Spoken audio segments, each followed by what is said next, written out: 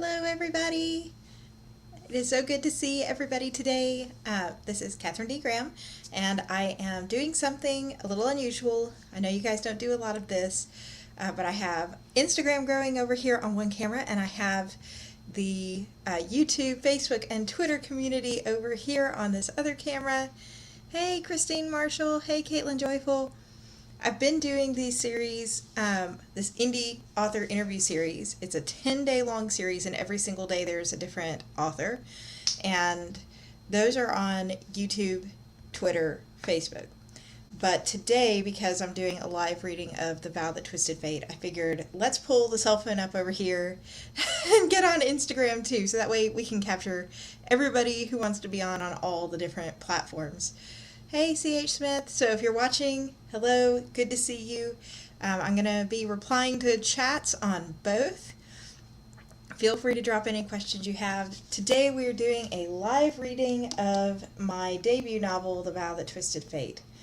And for those of you who are newer and don't know much about my own writing, because I've been featuring a lot of other authors, The Vow That Twisted Fate is an epic fantasy. It is new adult, and on the cover you have, spoilers, the main character over here, and I will let you wait and see who this is on this side. But this is also my Indie Reader approved novel and my Next Generation Indie Book Award finalist from 2021.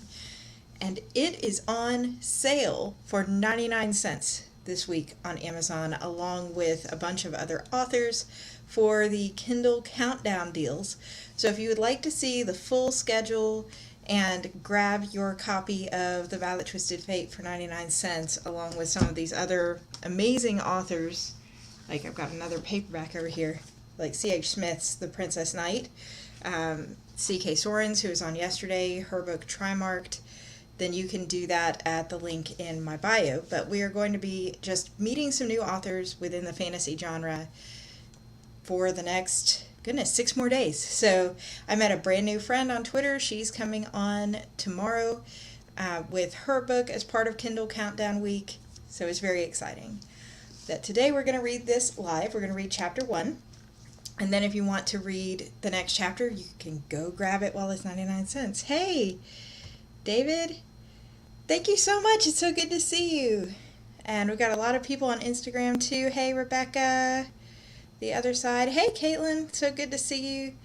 And CH. Oh, just finished talking about your book.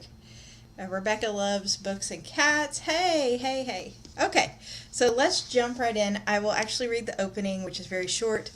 Melissa, you made it. Yay. So good to see you over on Facebook. So let's jump in. And if you have any comments or questions, drop them in the chat. We're doing this live so we can talk. All right, so we got The Vow That Twisted Fate. And the audiobook is out now too. If you're more of a listener person and you don't want to read, you can grab the audiobook. The Two Queens War. I never thought I'd watch all the good things in my world disappear right before my eyes in an instant.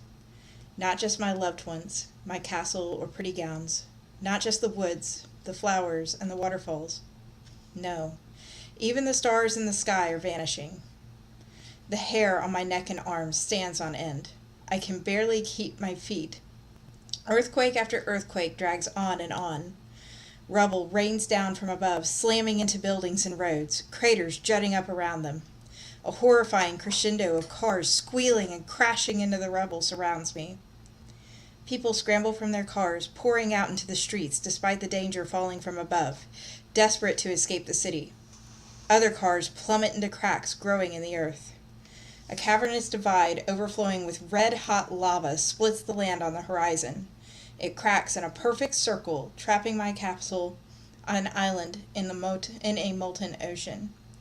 Skyscrapers topple. As the towers collapse in on themselves, the smoke and ash are suffocating, and the ground is white as though covered with snow. My queen, Vardish, my druid advisor, comes running. Blood sops through his shirt. He collapses, clutching an arrow protruding from his chest. Vardish! I shout, catching him before he hits the floor. Ripping open his shirt, I pry the arrow from his chest. My heart sinks into my stomach. A still red metal brand leaves a charred, oozing rune in fairy tongue on his chest. Evil, it reads.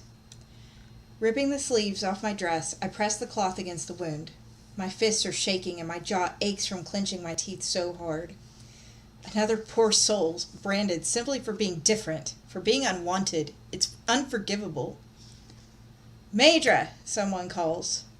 Sayre, my sworn, kneels at my side. His long black hair flows down past his waist, loose despite being in the battle. His armor is gone, his shirt torn. His own brand from several battles ago glows red. What happened? I asked. Where's your armor? Taking my hand in his long, slender fingers, Sayre pulls me aside. Oriel, an imp medic, scurries over to care for Vardish. With a child who needed it, he says, tugging me to the observatory window. We're out of time, he whispers, glancing back at the others to make sure they don't hear. Valera's troops are going to wipe us off the face of the earth. If you're going to end this, you have to do it now. A bright red ring edges into my eyesight. My head is foggy, floaty. This? Not again. I rub my eyes, trying to focus. Below me, people are fleeing for the divide, but there's no way across. My imps try to help them, but the humans they would protect only greet them with fear. The White Queen Valera's armies loose volleys of brand-bearing arrows into the ranks of my imp allies, downing wave after wave of them. You know the world will never accept us as their rulers, Sayre, I say. I turn to him, my hearing fading in and out. Even if we win, you and I will always lose. Our people will never be treated equally. Taking my face in his hands, he leans toward me. His lips are soft on my forehead. He places my hand against the rune on his chest, then pulls me into a hug. If standing for you brands me eternally as evil, he whispers, I will follow you into the darkness. Chains wrap around my wrists, but when I blink, they vanish. I blink again, and Sayre's face is gone, replaced by a pair of ravenous red eyes and a face of horrendous black smoke. It's time, I hear myself say, though the words are not my own.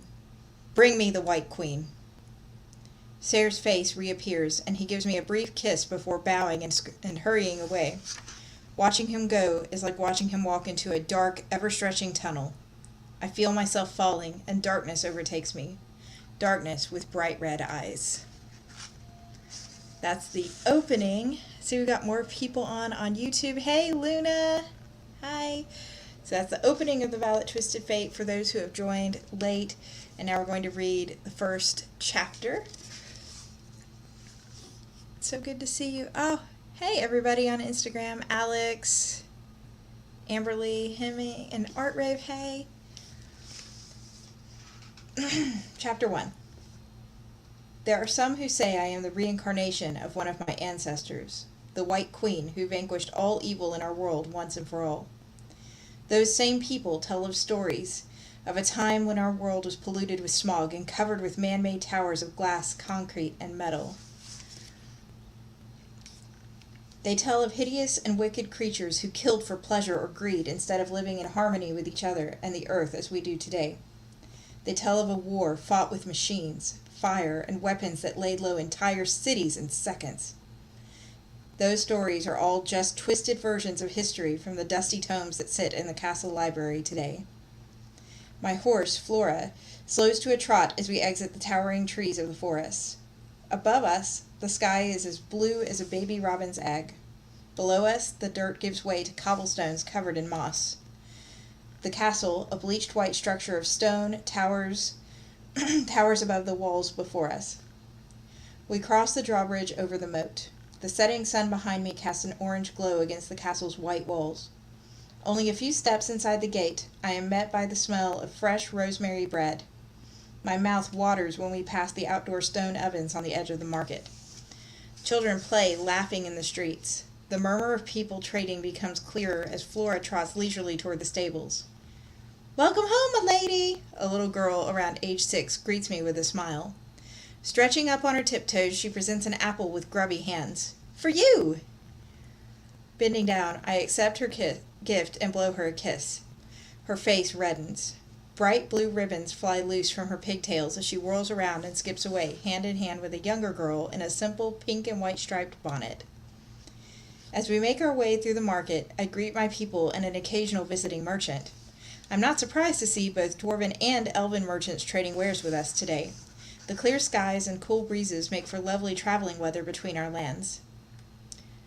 "Milady," Cliffin, the stable hand, greets me with a bow. He takes the reins from me and lends me a hand down. Above me, the sky is shifting from light blue to a swirling dark gray. Ominous clouds creep in our direction. Humidity hangs in the air, but there's a tinge of coolness on the wind despite the warmth of the summer day. Cliffin leads Flora away toward the stables while I make my way to the castle's kitchen entrance standing nearby. Swinging open the metal door and stepping inside, I'm immediately enveloped in the scent of roasted carrots, leeks, and tomatoes. The lesser chefs, 6 apprentices under a head chef, greet me with quick but brief smiles as they bustle to prepare for the evening meal.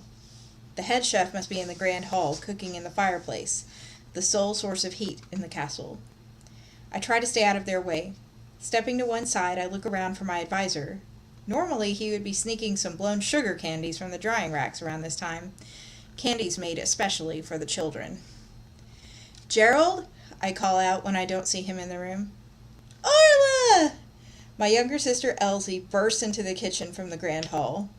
She throws her arms tightly around me. Elsie is 5 years younger than I, and is still in the prime of her teenage years, having just turned 15. Her bright green eyes peek out at me beneath a mop of red curls that tumble into her face. 2 yellow ribbons hang limp in her long, thick hair. Jumping up and down, she claps her hands, gushing, "A storm is coming, you know! Gerald just told me!" "It most certainly looks like it," I laugh. I take her hand and spin her around. The hem of her blouse flutters out of her skirt. Tucking it back in for her, a brief memory of our mother doing the same thing when Elsie and I were growing up comes back to me. "And why does that make you so giddy?" I ask her. "Everyone can stay in the castle tonight, right, Arla?" Elsie begs. A couple lesser chefs glance up from their work, smiling in our direction. Pulling the ribbons from Elsie's hair, I turn her to face away from me. I pull her bushy curls up into a single simple braid down the middle of her back, like I've done 1,000 times before. "Of course," I say, turning her to face me. "Why don't you go let everyone know they can join us in the hall for dinner? The dwarven and elven merchants, too." "Yay! Thank you!" She gives me a peck on the cheek before darting out the back door. "That won't be a problem, will it, ladies?" I ask the lesser chefs. "Of course not, milady." One of them laughs, shaking her head. "Go into the grand hall, milady. You may find Gerald waiting for you there." "Thank you." Stepping out of the kitchen into the grand hall, I barely have time to sidestep the head chef. "Sorry, milady," she calls, barreling into the kitchen with a hot tray of wheat buns. The corners of my lip turn up in a smile. I try to stifle a giggle, turning to look for Gerald. Tables are being set out in preparation for dinner. Visiting merchants line their unsold wares against the back wall. The grand hall doubles as both a banquet hall and a throne room, though a throne hasn't been used here for hundreds of years. The smooth granite floors shimmer in the light streaming in through the windows. Murals of woods, skies, and mountains carved into the floor almost seem alive in this light. Queen Valera the White, my ancestor, who ended the ancient war and banished evil from existence, loved living things too much to bear the destruction of trees. It is said that not a single piece of wood was used in the castle's construction. However, my study of history taught me that not many trees were left at the end of the war. I suspect the use of stone was more a necessity than a statement of value for life. "Milady Arlena!" Gerald rushes over to me, ushering me toward the stairs just inside the doors. "I implore ye to heed my words and not go out so close to dusk. The Queen Mother met her death in such a way." I give the poor elderly man a hug, holding him close. "I'm fine, Gerald. I'm sorry I made you worry." "Milady," he sighs, hugging me with arms trembling from age. Gerald has faithfully served our family ever since he was appointed as my grandmother's butler during her reign. The tender-hearted man later became my mother's advisor when she ascended the throne. Mother, The thought of her death sends a shiver down my spine. We were very close, but I don't have many memories of her or my father before Elsie was born when I was 5. I'm unsure why. Mother passed away after a tragic landslide accident while adventuring in the woods. Elsie and I were both young children at the time. Gerald stepped in to aid my ill-equipped father with raising us, bringing us up as future queens on my mother's behalf. "Do you know where Father is?" I ask him as we take the stairs to the upper floor. "He's out helping the merchants turn down their stalls and store their wares before the storm, my lady," Gerald says. "Good," I sigh. "That's better than eating up all the food before dinner." Gerald chuckles behind me. He stops outside my bedroom door in the middle of a long hallway between the royal suite and the staff bedchambers. Opening it for me, he stands back a respectful distance. "I need you to organize tonight's stay for me, Gerald," I say, taking his hand. "I am only one person. I can't do it alone.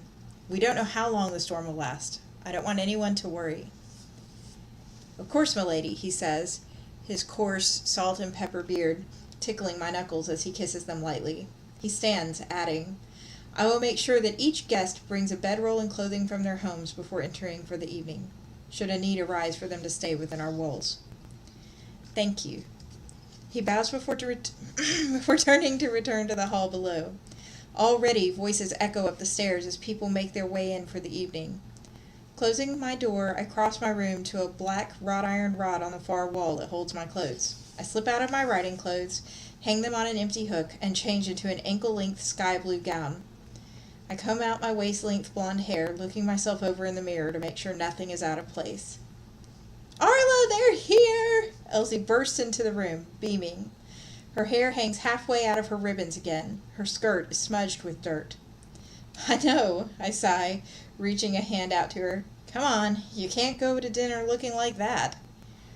"Okay," she sighs. Going next door to her room, I send her to her own dress rack to pick a different outfit. Outside the balcony's glass double doors, the sky is a dark charcoal color. A thick curtain of gray hovers beneath the clouds in the distance. Something in me is uneasy at the sight of the rolling clouds creeping our direction. Dark auras I haven't seen before swirl within them. "It's already started raining?" I say. "I know!" Elsie giggles, oblivious to my unease. "It was sprinkling a little when we were bringing the things inside. How about this?" I am not surprised to see her wearing her favorite green velvet dress, one with a golden hem and belt and bright red roses embroidered around the neckline. "Beautiful," I smile. "Want to wear my gold necklace again tonight? It's so pretty with that dress." Elsie bobs on her tiptoes before hurrying out the door to retrieve her favorite piece of jewelry from my room. She returns moments later with a simple gold chain and delicate white gold pendant in hand. Talon, the elven crown prince and an elite warrior, gave me the necklace when he pledged himself to my service. The day he, a teenager at the time, became my sworn protector, I myself was still only a child. His father, the Elven King, assigned him to guard me for life nonetheless. The Elvenkin are a skeptical and long-living race. Their soldiers never cease training for war, despite all threats from the past having long since vanished. Our human volunteer soldiers, a formality more than a fighting force, were surpassed tenfold the day Talon joined their ranks as a mere boy. I clip the necklace behind Elsie's neck. "Thank you, Arla. What about you?" She turns to me. "You could wear the Queen's right." I rest my hand on her head, my smile fading slightly. The Queen's right has been passed down from queen to queen in my family ever since my ancestor, Queen Valera the White, ruled. The fine white gold necklace and delicate angel pendant holds the magic to speak wishes. The fairies gifted the right to Queen Valera long ago, during the war, a symbol of their pledge of loyalty. Wishes, magical boons, can be cast only by the wearer of the right, but those wishes come at a cost to the wearer. A little life force is lost with each wish spoken. It was pure Queen Valera's ultimate wish that sealed all evil from the world. In exchange, she surrendered her own life. It is said that Queen Valera's only sister, Mikael, was presented the necklace after the White Queen's death. It has been worn by every queen since. and every queen since bears Queen Valera's legacy on their shoulders when she wears it. I sigh. I don't like to wear Mother's jewelry. I attempt a lighter explanation, pulling Elsie closer to me in a hug. But the right is yours now, you know, she counters. Besides, you look just like the paintings of the White Queen Valera. Everybody thinks so. Pulling away from her, I peer down into her face. Her bottom lip puckers out a little, her eyes scrunched up, pleading. For a moment, I forget she's only a few years younger than I am. I can't help but laugh, nudging her towards the door. Okay, I'll wear it for you. Elsie fetches a silver, velvet-lined box from my room. The Queen's right rests inside. I brush my hair to the side while she fastens it around my neck. The moment the angel pendant rests against my chest, a weight settles on me. I try to shrug the heaviness off. I'm opening my mouth to thank her when a clap of thunder deafens me. Shivers run down my spine. Elsie clutches me, shuddering, and lightning strikes somewhere in the distance. Goosebumps rise on my arms. Something eerie rolls in with the storm, something my intuition can't ignore. Trying to brush my fear aside, I pull Elsie out the door and downstairs. Outside, the sky dumps a deluge of water in torrents against the side of the castle. A few village men, Gerald and my father, work together to fasten thick crimson drapes over the windows. Women work together, laying out trays of food for the evening potluck-style meal.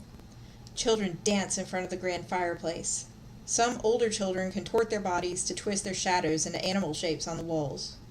Younger children laugh at them, pointing and clapping.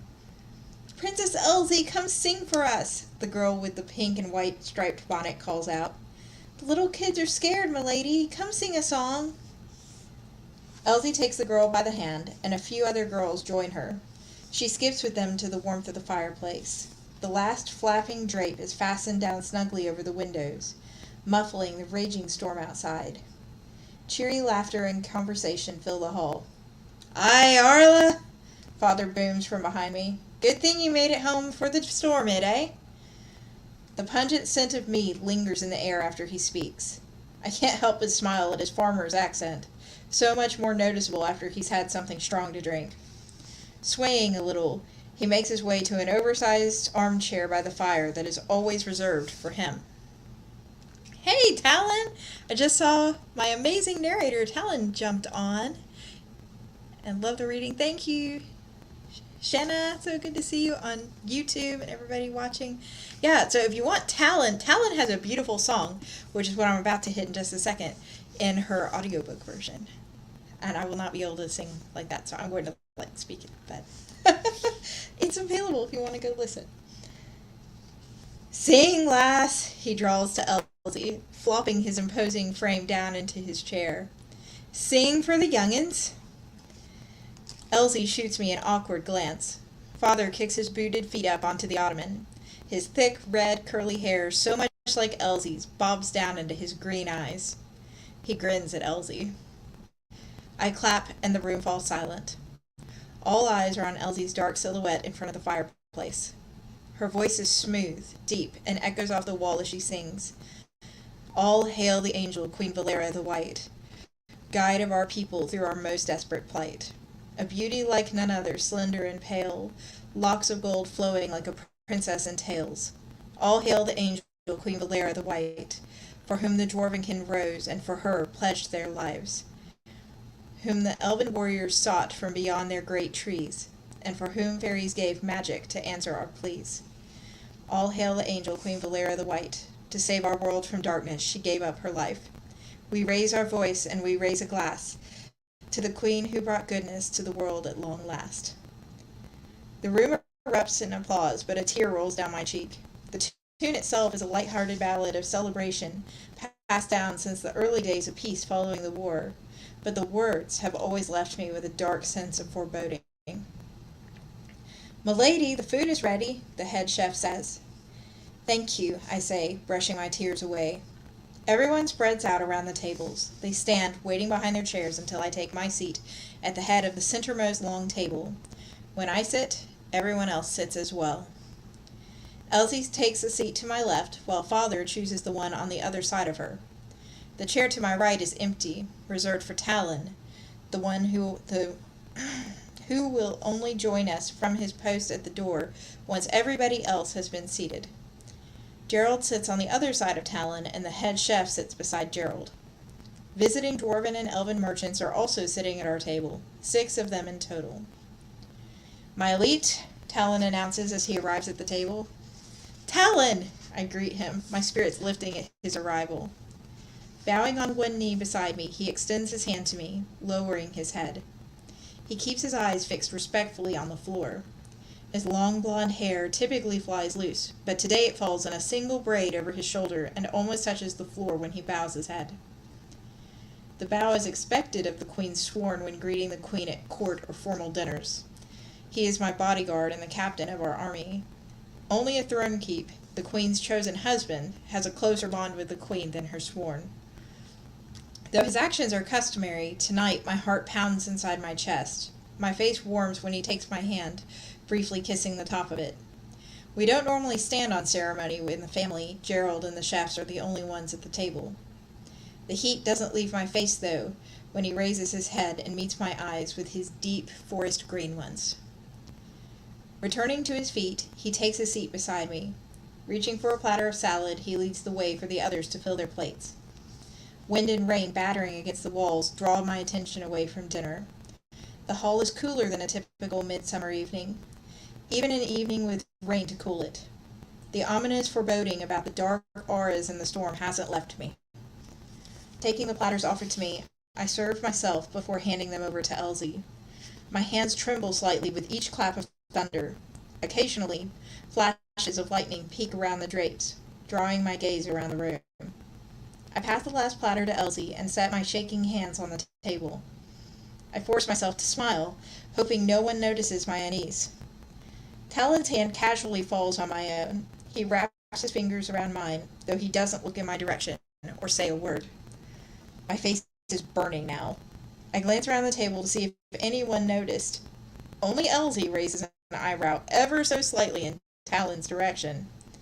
No one else seems to notice the uncommon physical contact, so I let it slide. His warm, slender hand anchors my mind to the dinner taking place. Good food gives way to good conversation and laughter, which then gives way to quiet, candlelit musing. Children curl up on mats near the fireplace to sleep. The storm outside continues to whip rain against the walls and windows. The head chef is the first to dismiss herself from the table. Her departure signals to the other chefs to set about clearing tables. Father stands, returning to his chair by the fire. Elsie follows him, climbing up into his lap just as she did as a young child. I study the two of them a moment. Their matching hair, bright green eyes, and red, cheery, freckled faces are so peaceful, it brings a smile to my face. Father is a monster of a man in size, to be sure, but his tone is soft and kind as he shares stories with the teenagers. Just like the gentle kindness of his heart, I think. "I'd say you resemble your mother," Gerald says, still sitting with Talon and me at the table, "while Princess Elsie most definitely resembles your father." My fingers trace the angel pendant as I think back to my mother. Unlike my father, mother was timid, petite, and fair. I, by contrast, am tall and lanky. I may be fair, but I wouldn't say I resemble mother. "Of course I agree," Talon interrupts my thoughts. "Your mother carried the blood of queens, after all. It is understandable that her firstborn heir would share those traits." He squeezes my hand gently before rising. He helps the men move the tables back against the walls for the night. Gerald watches him a minute before turning to me and fixing me with a quizzical stare over the rim of his spectacles. Of course he noticed, Talon holding my hand, I chided myself. How could he not?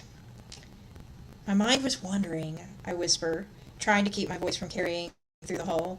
Talon must have sensed it. Gerald shrugs, standing up. Taking my plate, he pauses beside me, resting his hand on my back. "Milady may choose whomever ye deem fit to serve as your throne keep," he reminds me, nodding in Talon's direction. "He's already your sworn, and you've been close since childhood. Perhaps 'tis time to consider joining our races at long last." My cheeks burn again at Gerald's words. I can't bring myself to meet his gaze. Of course, it would never work, I try to calm myself. Humans never marry long-lived races, and human queens have never married someone from another race at all. He pats my shoulder with one last whisper, "Just a thought, Highness," before walking away. Rising, I go to tuck the children onto their mats for the night. It's a way I can help their mothers who are busy cleaning tables and putting away food. Pulling woolen quilts under their sleeping children's chins, I kiss them each on the head. A whispered wish for rest, kind dreams, and peace, and love leaves a small spark of pink light briefly above each child's forehead. Greeting their mothers, I accept their thanks for the blessings I've bestowed upon their children. I bid them good night, swaying on my feet as I make my way over to Elsie and Father. Talon comes alongside me, taking my arm and placing a hand in the middle of my back to steady me. "Your love for the young ones is great," he whispers. "Of course," I whisper back. Gerald stands next to Father, having a discussion of some kind. Elsie is sleeping, her head resting against Father's chest. Bowing politely to Gerald and my father, Talon releases my arm and casually steps a respectful distance away. Careful to keep my face low to hide my blush at Gerald's pointed smile, I bid my advisor good night. I avoid Talon's eyes when he looks my way, one eyebrow raised. Talon has known me too long to not inquire about what's embarrassed me. Father stands, kissing sleeping Elsie on the head before passing her into Talon's arms. Turning to me, Father pulls me into a bear hug. I rest my cheek against his chest. The scent of mead, fire crystal smoke from the fireplace, and fresh sheared wool clings to his vest. "Good night, Arla," he whispers. "Good night, Father." Even though I'm one of the tallest women in my kingdom, I have to stand on tiptoes to kiss his cheek. He returns to his chair, and Talon leads the way upstairs to Elsie's room. I tuck her into bed before going into my own room, Talon right behind me.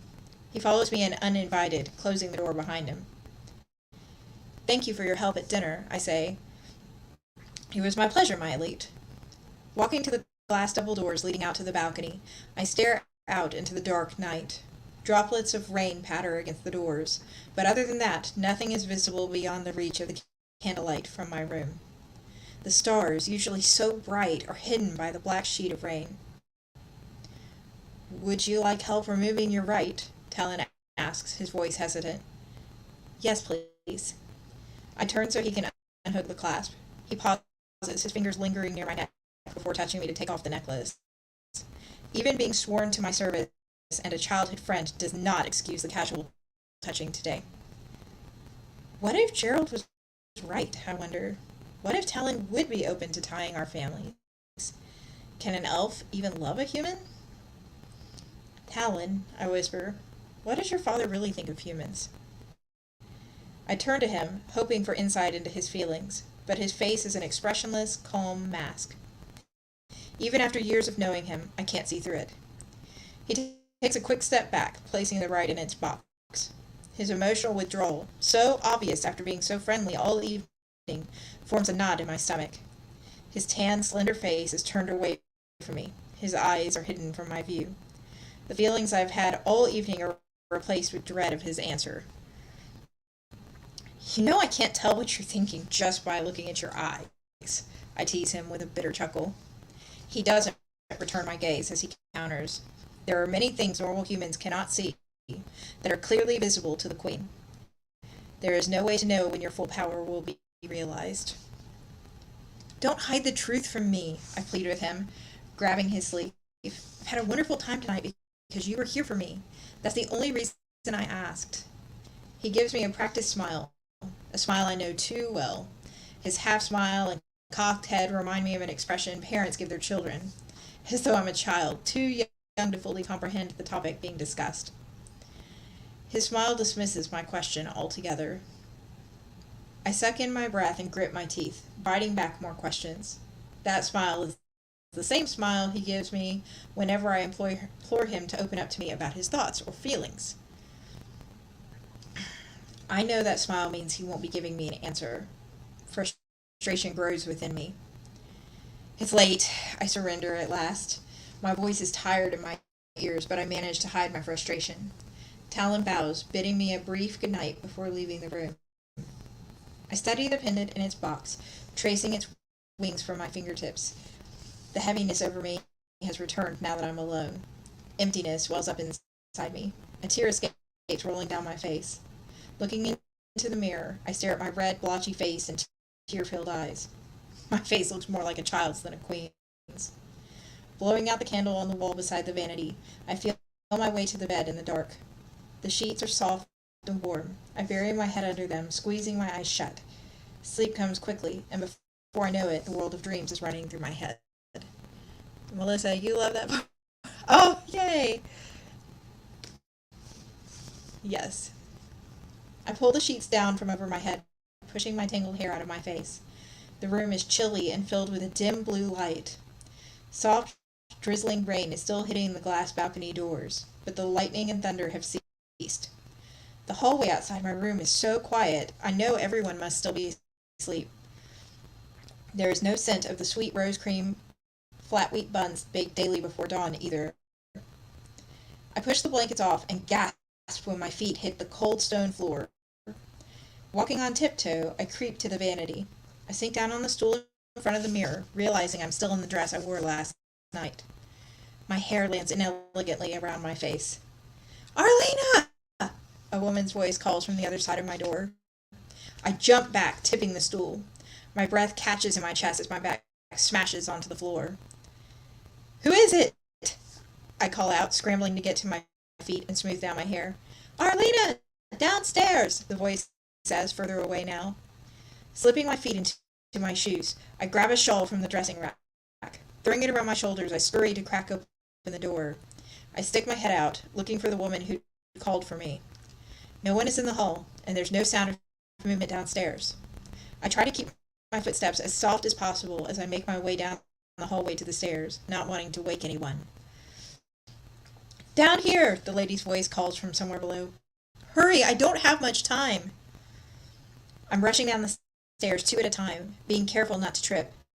When the surrounding light changes from dawn's deep blue to a pastel purple, the drapes are open wide in the grand hall, the strange pastel purple light streaming in through the windows. Glittering white specks float in the light. My people and their mats are gone. The fire crystals have gone completely cold in the fireplace. The furniture that usually sits pushed back against the walls is nowhere to be seen. A transparent phantasm stands in the center of the room, with her back to me, her body shimmering when the wind touches it. She turns to me as I approach. I tumble to my knees on the stone floor at the side of her face, my jaw hanging open in shock. The woman's face is identical to mine in every way. Her hair is pulled back in a braid, and I see she even bears an identical birthmark to my own on one of her ears. "Arlena, I'm so sorry." Her voice, my own voice from her mouth, cracks as she speaks. "I didn't know it'd come to this until just now." "I'm dreaming," I mutter. Crawling on my hands and knees, I scurry away from her, frantically looking around for someone, anyone I know. Strange dreams have always plagued me, but they've never been as realistic as this. The stone floor beneath me is cold, frosty cold under the palms of my hands. "This isn't a dream," the phantasm says emphatically. "Arlena, she's coming soon. I don't have much time. You have to listen." Wake up, I whisper aloud to myself. I make it to the stairs. My knees knock against each other, my whole body trembling as I push myself to my feet. The air feels thick around me. The light darkens to a deep shade of purple. Willing my unsteady legs to move, I take my first step up the stairs. "Arlena," the phantasm pleads with me from behind. "If you hear nothing but this, you must know she's coming back. She'll be looking for you." For some reason, those words stop me. The room is eerily quiet except for a faint hum all around us. "I'll try to contact you soon, but I don't know in what order my prayers will reach you," the phantasm says. Looking back into the hall, I see that she's still standing in the same spot in the middle of the room, her gaze fixed on me from afar. "She'll be watching you, looking for an opening," she whispers, looking around as though afraid that someone is coming. "If you are seeing this, then I am dead, and the borders that I constructed to protect our people are weak. A million questions run through my mind, but the face of the phantom grows more urgent with each second. Who are you? I ask her. How do you know who I am? You wear my right, she replies in a softer whisper. I've always had the sight. Yours will awaken in time. Chains clanking against metal echo through the hall so loudly my hands fly instinctively over my ears. The phantasm runs to me. Grabbing my wrist, she wraps my fingers around a slim dagger in a worn leather sheet. Call them, she whispers into my ear. Call them to finish what they began. They will help you. Light flashes in the room. The phantasm is dragged away from me, arms flailing by something invisible to my eyes. The faint hum from earlier rises to a roaring metallic clinking and grinding. Oh, thank you, Hannah Willow. Electric shocks shoot through me, dropping me to my knees on the stairs with a cry. The sheath clatters to the floor beside me. As quickly as it began, the roaring lulls fainter and fainter until the only sound is my own screaming echoing off the walls. I choke off my scream, realizing that the faint blue of twilight has returned to the hall. Outlines of sleeping people and pieces of furniture emerge into view. The outlines darken more and more, taking solid form. The floor is filled with the mats of my people, and the tables and chairs have returned. Smoldering fire crystals snap to life in the fireplace. The room warms rapidly. Icy tears rolling down my cheeks are the only evidence of the freezing hall that just transformed around me. I'm shaking so badly I can barely pick up the dagger beside me, much less get to my feet. I pull myself up the stairs and crawl down the hallway to my room, pushing my way inside. Slamming the door closed, I lean my back against it, my body trembling and my breath ragged. Pulling my knees up to my chest, I wrap my arms around them and bury my face. The ominous aura I felt downstairs lingers around me. I close my eyes, trying to forget it all, to dismiss it as a dream. The fingers, so like my own that had taken my hand, were too real to explain away. And then there's the dagger. Not today, I whisper, not today. Why are the nightmares so bad right now, I wonder, rocking back and forth. Why can't I just wake up? A cry escapes me when someone knocks softly on the door. Arla? Elsie's voice whispers from the other side of the door. Are you awake? I scramble to shove the dagger into the drawer of my vanity. Opening the door, I find Elsie standing in her pajamas with poofy bedhead hair. You're still in your dress! Are you sleepwalking? Did you have a nightmare? She quizzes me. I'm too tired, scared, and distraught to answer her. Nothing could have been further from my typical nightmare and sleepwalking combo. Instead of saying anything, I let her slide my dress off of me and pull my pajamas on over my head. She leads me back to bed, climbing in beside me under the blankets. I turn to her and let her wrap her slim arms around me in a hug. Shh, shh, she whispers. Go back to sleep. 'Twas only a nightmare. You're safe. My eyes fall closed, and my shivering finally lessens in her embrace. Her words fill my mind as I drift back off to sleep. And that is the end of chapter 1. Yay! Oh, thank you so much, Addison McDaniels. This book is very intriguing. I'll definitely get a copy. Thank you. It is 99 cents, as I said, as part of the Kindle Countdown Week right now. And for those who have joined late, I'm going to leave the recordings of the reading of chapter 1 of The Valley Twisted Fate up on YouTube and Facebook and Twitter. Oh, thank you, Hannah. So that you can watch it in AR. So glad that you all tuned in. This has been so much fun. Yeah, if you've got any questions, feel free to drop them in the chat. I'm happy to talk for a minute before I hop off. There are several books in the Kindle Countdown Week this year. And honestly, I'm going to just say, C.H. Smith, he's coming on the YouTube channel with me in a couple days and talking about Princess Knight. His book and Louise's book, The Grimmelkin Knight, were 2 of 19 that managed to make it on my 5-star reads list last year. And his book moved me to absolute tears. So if you're looking for something that's more for a younger reader, because Val is new adult, I don't know that I'd really classify it as YA, then you should come check out his too. His is a great epic fantasy for as low as middle grade readers. But yeah, so we've had a lot going on. You can catch the replays on YouTube, Facebook, Twitter for the first few days. We've been doing these interviews with other authors since Saturday, and we've had multi-award winning authors on. We've had debut indie authors on, and all different genres of fantasy.